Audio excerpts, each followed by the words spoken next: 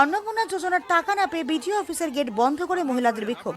পুলিশের আশ্বাসে উঠে যায় বিক্ষোভ। অন্নপূর্ণা নিয়ে উপভোক্তাদের ক্ষোভ ও বিক্ষোভের আগুন যেন নিভছেই না। গতকালই অঙ্গনওয়াড়ি কর্মীরা সালানপুর বিডিও অফিসে বিক্ষোভ দেখিয়েছিলেন। সেই ঘটনার বেশ কাটতে না কাটতেই আজ 7 জুলাই ব্লকের বিভিন্ন পঞ্চায়েত এলাকা থেকে শয়ে শয়ে সাধারণ মহিলা বিডিও অফিসে এসে জড়ো হন। তুমুল বিক্ষোভ দেখাতে শুরু করেন। বিক্ষোভকারী মহিলাদের অভিযোগ, কেন তারা অন্নপূর্ণা যোজনার ন্যায্য পাওনা থেকে বঞ্চিত হচ্ছেন সেই প্রশ্ন নিয়ে তারা বিডিও অফিসে এসেছিলেন। কিন্তু দীর্ঘক্ষণ অপেক্ষা করার পর তাদের সঙ্গে কথা বলার জন্য বিডিও কিংবা প্রশাসনের কোনো দায়িত্বপ্রাপ্ত আধিকারিক উপস্থিত ছিলেন না। এই চরম উদাসীনতায় মহিলাদের ক্ষোভ আরও দ্বিগুণ আঘাত ধারণ করে। ক্ষুব্ধ এক আন্দোলনকারী মহিলা বলেন, আমরা আগে যে টাকা পেতাম তা দিয়ে সংসারে টুকটাক প্রয়োজনীয় কাজ চলতো। এখন মাসে 3,000 করে দেওয়ার প্রতিশ্রুতি দেওয়া হলেও বাস্তবে আমরা সেই টাকা পাচ্ছি না। কেন এই বঞ্চনা? উত্তর দেওয়ার মতো কেউ নেই এখানে। এদিনে বিক্ষোভে সরকারি ব্যবস্থার বিরুদ্ধে তীব্র ক্ষোভ উগরে দেন গ্রামীণ মহিলারা। তাদের অভিযোগ, অনেক আশাকর্মী, অঙ্গনওয়াড়ি কর্মী এবং উচ্চপদস্থ সরকারি কর্মচারীদের স্ত্রীরা সচ্ছল হওয়া সত্ত্বেও অন্নপূর্ণা যোজনার সুবিধা পাচ্ছেন। অন্যদিকে যাদের স্বামীরা বেকার বা ছোটখাটো দোকানপাট ও দিনমজুরি করে কোনো মতে সংসার চালান, তাদের অ্যাকাউন্টে অন্নপূর্ণা যোজনার টাকা ঢুকছে না। অনেক ক্ষেত্রে প্রথমবার টাকা অ্যাকাউন্টে এলেও বাড়িতে সার্ভে হওয়ার পর রহস্যজনকভাবে পরবর্তী কিস্তির টাকা আসা বন্ধ হয়ে গিয়েছে। বিক্ষোভকারীদের স্পষ্ট হুঁশিয়ারি হয়, সমস্ত নিয়মকানুন ঠিক করে প্রকৃত যোগ্য সকল মহিলাকে এই যোজনা সুবিধা দেওয়া হোক, না হলে বেছে বেছে কয়েকজনকে সুবিধা দেওয়া বন্ধ করা হোক। পক্ষপাতিত্ব কোনোভাবেই বরদাস্ত করা হবে না। এই চরম অসন্তোষের বিষয়ে ব্লক প্রশাসনের মতামত জানার চেষ্টা করা হলেও কোনো আধিকারিকই মুখ খুলতে চাননি। প্রশাসনের এই নিরবতার মাঝে এবার বারাবণীর বিধায়ক অরিজিৎ রায়ের হস্তক্ষেপ দাবি করেছেন আন্দোলনকারী মহিলারা। তাদের আবেদন, বিধায়ক যেন অবিলম্বে বিডিও অফিসে এসে সরাসরি তাদের সঙ্গে দেখা করেন এবং এই বঞ্চনার বিরুদ্ধে তাদের পাশে দাঁড়ান, যাতে যোগ্য মহিলারা দ্রুত অন্নপূর্ণা যোজনার বকেয়া অর্থ পান। তার ব্যবস্থা করার জন্য বিধায়কের প্রতি জোরালো দাবি জানিয়েছেন তারা। এখন দেখার সালানপুরের এই চলন্ত পরিস্থিতি নিয়ন্ত্রণে প্রশাসন এবং শাসক দল কি ভূমিকা নেয়।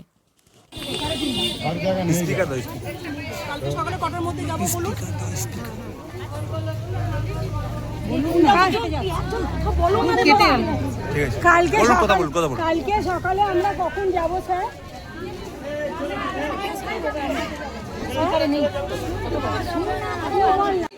গল্পটা একটু কম করুন, নিজেদের মধ্যে গল্পটা একটু কম করে কথাটা শুনে নিন। কালকে সকাল 9:30টার মধ্যে আমডাঙ্গার মোড়ে সবাই এসে উপস্থিত হবেন। কালকে আমরা সবাই লুমিতে যাব, অরিজিৎ দার বাড়িতে যাব। উনি টাইম দিয়েছেন, উনি টাইম দিয়েছেন 10টার মধ্যে ওনার সঙ্গে গিয়ে দেখা করতে।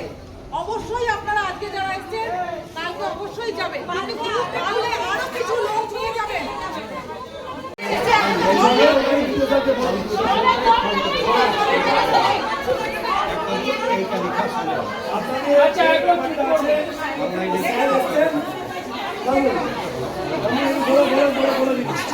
আপনার বেরিয়ে যান, দেখি স্যার এনাদের বেরিয়ে যাও, একটু বেরিয়ে যাও। তোমরা বেরিয়ে যাও। আপনাদের যেগুলো কথা আছে বলার সেগুলো বলুন। হয়েছিল যে অনলাইন এবং অফলাইনে যেগুলো আমাদের এনকোয়ারি হয়ে এসেছিল, সমস্তটা এন্ট্রি হয়েছে।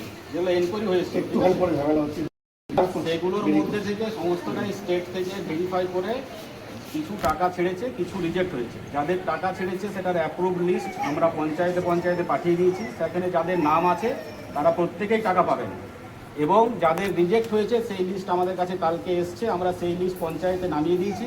রিজেক্ট লিস্টের মধ্যে যদি কারো দেখা যায় যে অ্যাকসেপ্ট হবে, তাহলে তাদেরটা পঞ্চায়েত থেকে বাড়িতে যাচ্ছে, ওরা সেখানে অ্যাকসেপ্ট করবে, তার কারণও লিখে দেবে। যদি কারোটা থেকে রিজেক্ট হবে, রিজেক্টের কারণ লিখে দেবে। ঠিক আছে, এটাই হচ্ছে প্রসেস। এরপরে যদি কারো দেখেন যে অনেকে হয়তো নাম নেই থাকতে পারে, তো সেটার জন্য আমি বলবো প্রত্যেকেই অনলাইন অ্যাপ্লাই করুন, কারণ আমাদের কাছে প্রচুর ফর্ম আছে। আমাদের এন্ট্রি প্রসেস চলছে প্রতিদিন। দেখাচ্ছে কেন? সরকারি পোর্টালে নাম উঠে যাওয়ার পর একবার টাকা পেয়ে গেছে, তাহলে তারটা কেন রিজেক্ট দেখাচ্ছে? এক নম্বর দাঁড়ান স্যার, এবার আপনি কমপ্লিট করেছেন, এবার আমাদের কমপ্লিট করে দিন। বললাম তার উত্তরটা তো আপনাকে দিয়ে দিই। আচ্ছা, রিজেক্টের জন্য সরকারি এনকোয়ারি লেখা আছে, তাদেরগুলো পঞ্চায়েতে লিস্ট চলে গেছে, তারা এনকোয়ারি করছে। পঞ্চায়েত বলছে আমরা কিছু জানি না।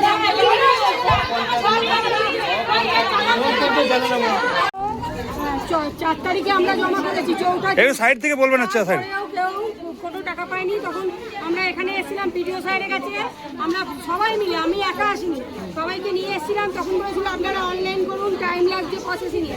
তখন আমরা 22 তারিখ, কেউ 23 তারিখ, কেউ 25 তারিখ অনলাইন করেছি। তারপরেও ভিডিওর কাছে এসেছি, ভিডিও বললো আমি 29 তারিখ অবধি পোর্টালে আপলোড করেছি। তখন আমি বললাম আপনি পোর্টালে আধার কার্ড দিয়ে দেখুন, দেখছে আমার নাম নেই, বা অন্যান্য যারা ছিল তারাও দেখিয়েছে তাদের নাম নেই। তাহলে বললেন কেন আপনি 29 তারিখ অবধি করেছেন? আমি তো 22 তারিখ অবধি আপলোড করেছি। 22 তারিখে আমি জমা করেছি, আমার অন্যান্য আমার যারা আমার গ্রাম পঞ্চায়েতে আছে তারাও জমা করেছে, তারাও কোনো সুরা পায়নি।